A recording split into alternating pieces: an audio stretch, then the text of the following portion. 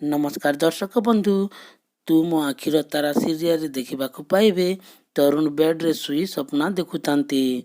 तारा पाई से किचन रे केक बनाउथांती। आउ तरुण साइड रे तारा बसी हसुथांती।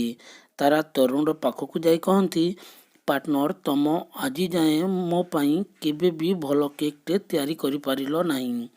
ए सबु काम तम द्वारा हेबनी। गोटिए काम कर, ए सबु काम छाड़ी दियो।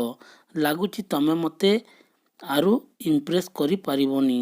ତରୁଣ କହନ୍ତି, ଦେଖ ମୁଁ ତମକୁ କେମିତି ଇମ୍ପ୍ରେସ୍ କରୁଛି। ତରୁଣ ବନାଉଥିବା କ୍ରିମ୍କୁ ଟିକେ ନେଇ ତାରାର ଗାଲରେ ଲଗେଇ ଦିଅନ୍ତି। ଆଉ ବହୁତ ହସନ୍ତି ଓ କହନ୍ତି, ଇମ୍ପ୍ରେସ୍ ନ ଆସିଲା ନାହିଁ, ମଜା ତ ଆସିଗଲା ନା।